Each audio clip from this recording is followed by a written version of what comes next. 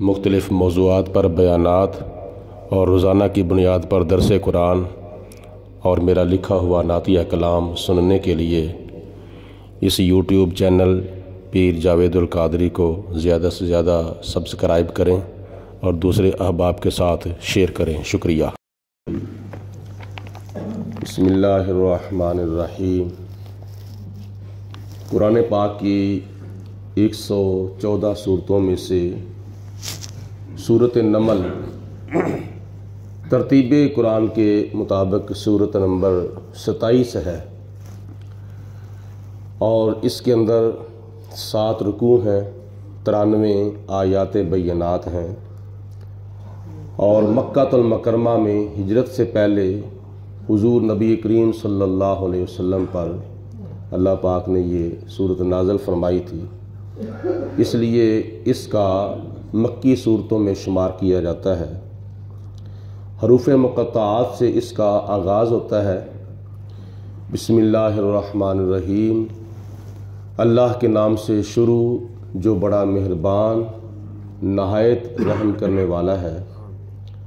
طاسین، ان حروف مقطعات کا معنی حقیقت میں اللہ تعالیٰ کی ذات جانتی ہے یا اللہ کی عطا سے حضور نبی کریم صلی اللہ علیہ وسلم جانتے ہیں۔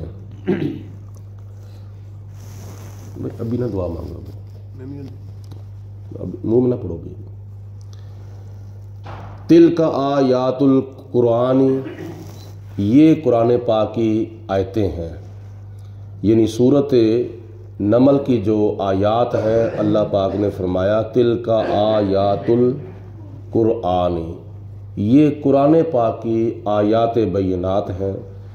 وَکِتَابٍ مُبِین، اور روشن کتاب کی آیات بینات ہیں۔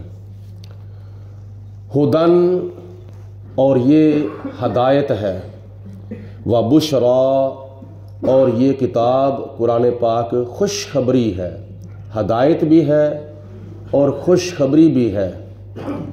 کن کے لیے؟ للمؤمنین، ایمان والوں کے لیے، جو اللہ پر، اللہ کے تمام نبیوں پر، تمام رسولوں پر، یوم آخرت پر، تمام فرشتوں پر، تمام آسمانی کتابوں پر، یعنی اللہ تعالیٰ کے تمام امور غیبیہ اور امور ظاہریہ پر ایمان رکھتے ہیں، ان کے لیے یہ قرآن پاک ہدایت بھی ہے اور خوشخبری بھی ہے۔ ہدایت یعنی صراط مستقیم اور دنیا کی زندگی گزارنے کا طریقہ اور سلیقہ اور رہنمائی اس سے حاصل کی جاتی ہے، اور آخرت کی خوشخبریاں اس سے حاصل کی جاتی ہیں۔ آخرت کی خوشخبریوں میں سے خوشخبری جنت، اللہ پاک کا دیدار، نبی پاک علیہ الصلوۃ والسلام کی شفاعت، اور اللہ تعالیٰ آخرت میں عزت عطا فرماتا ہے۔ یہ ایمان والوں کے لیے قرآن پاک ہدایت بھی ہے اور خوشخبری بھی ہے۔ وہ کون ہیں ایمان والے؟ ان کی نشانیاں، ان کی علامتیں، ان کی خصوصیات اور ان کی خوبیاں کیا ہیں؟ الذین یقیمون الصلاۃ، وہ لوگ 5 وقت کی نماز پابندی سے ادا کرتے ہیں۔ یہ ان کی علامت ہے، یہ ان کی شناخت ہے کہ وہ نماز پڑھتے ہیں، اور نماز بھی 5 وقت کی پڑھتے ہیں اور پابندی سے پڑھتے ہیں، اور جو نمازیں پڑھ لی ہیں ان کی حفاظت کرتے ہیں، ان کو ضائع نہیں ہونے دیتے، اور آئندہ جو نمازیں آنے والی ہیں ان کی فکر کرتے ہیں اور ان کا انتظار کرتے ہیں۔ بلکہ حدیث پاک میں نبی پاک علیہ السلام نے ارشاد فرمایا کہ جب بندہ مسجد کے اندر نماز پڑھتا ہے، نماز پڑھ کے دوسری نماز کا انتظار کرتا ہے، تو وہ جتنا وقت اس کا مسجد کے اندر گزرتا ہے وہ ایسے ہی سمجھو کہ جس طرح اس نے نماز پڑھ کے وقت مسجد کے اندر گزارا ہے، یعنی اس کا وقت وہ ضائع نہیں ہوتا، بلکہ اس کا وہ وقت ہے عبادت الہی کے اندر شمار کیا جاتا ہے۔ تو 5 وقت کی نماز پڑھنا یہ بہت ہی ضروری ہے۔ یہ وہ عمل ہے کہ جو تمام مسلمانوں کے اوپر فرض ہے، اور اس کے بغیر نہ دنیا کے اندر گزارا ہے نہ آخرت کے اندر چھٹکارا ہے۔ تو اس لیے 5 وقت کی نماز ہم تمام مسلمان بھائیوں کو، بچوں کو، بوڑھوں کو اور ہماری مسلمان ماؤں، بہنوں، بیٹیوں کو پابندی سے ادا کرنی چاہیے۔ اور دوسری ان کی علامت یہ ہے کہ وَيُؤْتُونَ الزَّكَاةَ، وہ اپنے مال کی زکوٰۃ ادا کرتے ہیں۔ جب ان کے مال کے اوپر زکوٰۃ فرض ہو جاتی ہے تو پھر وہ اپنے رب کے حکم پر عمل کرتے ہوئے اور اسلام کا رکن ادا کرتے ہوئے وہ اپنے مال کی زکوٰۃ ادا کرتے ہیں۔ آج ہمارے ملک پاکستان کے اندر جو غربت اور مہنگائی کا عروج جو دن بدن اوپر کو جا رہا ہے، اس کی بہت سی وجوہات ہیں، اور ان وجوہات میں سے ایک وجہ یہ بھی ہے کہ جن لوگوں کے اوپر زکوٰۃ فرض ہے وہ زکوٰۃ ادا نہیں کرتے۔ جیسے ہمارے اکثر مسلمان بہن بھائی نماز نہیں پڑھتے 5 وقت کی، اسی طرح ہمارے اکثر مسلمان بہن بھائی جو مخیر حضرات ہیں، جو صاحب مال ہیں، جو صاحب نصاب ہیں، وہ اپنے مال کی زکوٰۃ ادا نہیں کرتے۔ زکوٰۃ ادا کرنے کے لیے پہلے کچھ سوچو، کیا ہمارے اوپر زکوٰۃ فرض تو نہیں ہے؟ زکوٰۃ کس کے اوپر فرض ہے؟ صاحب نصاب کے اوپر۔ صاحب نصاب کون ہے شریعت کی اصطلاح میں؟ وہ صاحب نصاب ہے جس کے پاس نصاب کے مطابق مال ہے، سونے کی شکل میں یا چاندی کی شکل میں یا رقم کی شکل میں یا کسی اور سامان کی شکل میں۔ اس کو حساب لگانا چاہیے، کیا میں صاحب نصاب تو نہیں ہوں؟ یہ علماء فرماتے ہیں کہ زکوٰۃ ادا کرنی ہے تو پھر نصاب جو ہے وہ چاندی کا مد نظر رکھا جائے گا، چاندی کا نصاب مد نظر رکھا جائے گا۔ کیسے؟ جس کے پاس 52.5 تولے چاندی یا اس کی قیمت کے مطابق رقم پاس ہو اور اس رقم کے اوپر سال گزر جائے تو پھر اس کی زکوٰۃ ادا کرنا فرض ہے۔ یعنی قربانی ادا کرنے کے لیے سونے کے نصاب کو مد نظر رکھا جائے گا، اور زکوٰۃ ادا کرنے کے لیے مال کی شکل میں پھر چاندی کے نصاب کو مد نظر رکھا جائے گا۔ تو آج تم حساب لگا لو کہ چاندی کی کتنی قیمت ہے، چاندی کا کیا ریٹ ہے، تو 52.5 تولے چاندی جو ہے اس کی قیمت کے برابر جس کے پاس بندے کے پاس دولت ہے، مال ہے، رقم ہے اور سال گزر جاتا ہے تو اس کے اوپر زکوٰۃ ادا کرنا فرض ہے۔ مثال کے طور پر اس دور کے اندر چاندی کی قیمت جو ہے وہ تولے کے حساب سے ایک تولہ تقریباً 2500 روپے تولہ ہے غالباً۔ میں کنفرم نہیں کہہ رہا کیونکہ ریٹ جو ہے وہ اوپر ہوتا رہتا ہے، نیچے آتا رہتا ہے۔ تقریباً میں ایک حساب لگاتا ہوں مثال کے طور پر، تو اس کا اگر حساب لگایا جائے تو تقریباً 1,30,000 روپیہ چاندی کا نصاب بنتا ہے۔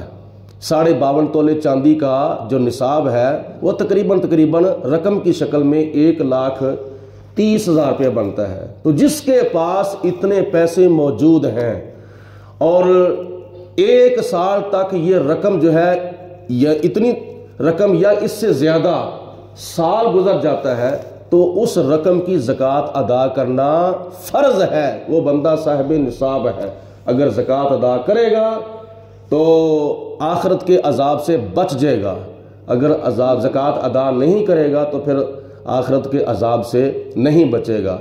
تو کل مال کا 40واں حصہ زکوٰۃ ادا کرنا فرض ہے، یعنی 100 روپے میں سے 2 روپے 50 پیسے، یہ 100 روپے کی زکوٰۃ ہے۔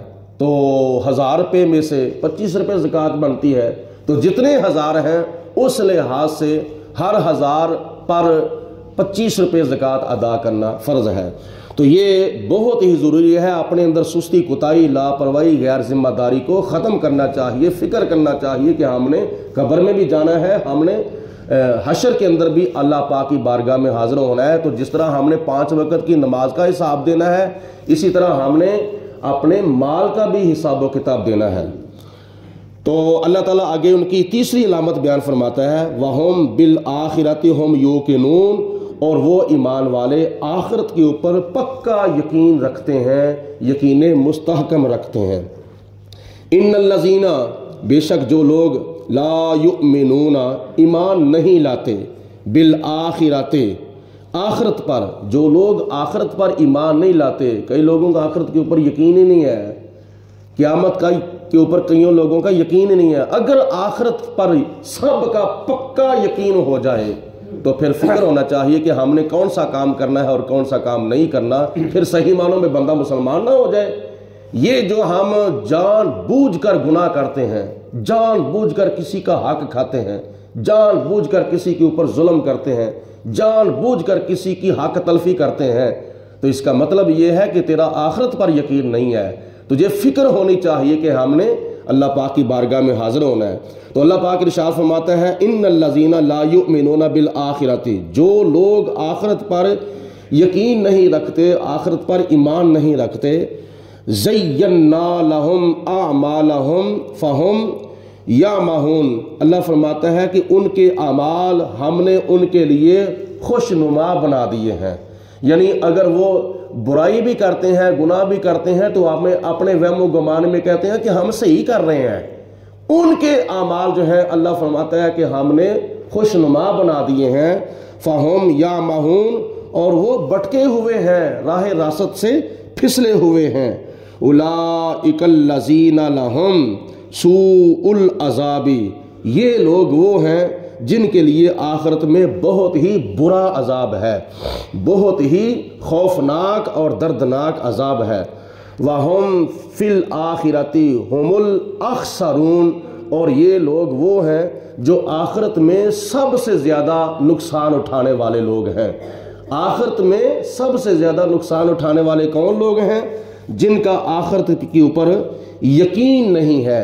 اللہ پاک کی ذات بابرکات نے یہ ہمیں ہدایات ارشاد فرمائی ہیں، ان کے اوپر عمل کرنا چاہیے اور اپنی آخرت کو اور اپنی قبر حشر کو سنوارنے کی کوشش کرنی چاہیے۔ اللہ رب العالمین کی ذات بابرکات ہمیں اپنا خوف عطا فرمائے۔ وآخر الدعوانا ان الحمدللہ رب العالمین۔ درود پاک بآواز بلند، الصلاۃ والسلام علیک یا سیدی یا رسول اللہ وعلی آلک وصحابک یا سیدی یا حبیب اللہ، الصلاۃ والسلام علیک یا رحمۃ للعالمین وعلی آلک وصحابک یا خاتم النبیین۔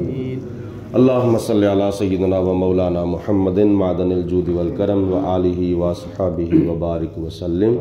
ربنا آتنا فی الدنیا حسنۃ وفی الآخرۃ حسنۃ وقنا عذاب النار۔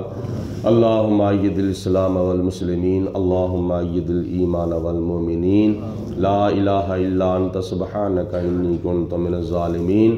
الہی ہم تجھ سے دعا مانگتے ہیں، مریض گناہ ہے شفا مانگتے ہیں، الہی بحق محمد رسول دعا گناہ گاروں کی کرنا قبول۔ یا پروردگار عالم، ہم سب کے صغیرہ کبیرہ گناہ معاف فرما، ہمارے فوت شدگان کے صغیرہ کبیرہ گناہ معاف فرما۔ الہ العالمین، جتنے بھی ہمارے مسلمان بہن بھائی وفات پا چکے ہیں، یا اللہ پاک ان پر جو حقوق اللہ تھے اپنی شان رحیمی کریمی کے صدقے معاف فرما، اور جو حقوق العباد تھے یا اللہ پاک ان حقوق العباد کی معافی کے اسباب پیدا فرما۔ یا رب العالمین، حالیہ زلزلے کے اندر جتنے بھی ہمارے مسلمان بہن بھائی ترکی کے اندر، شام کے اندر اور دیگر ممالک میں شہید ہو چکے ہیں، یا اللہ پاک ان کے درجات بلند فرما، ان کے رشتہ داروں کو، متعلقین متوسلین کو صبر جمیل عطا فرما، جو زخمی ہے یا رب العالمین ان کو صحت و تندرستی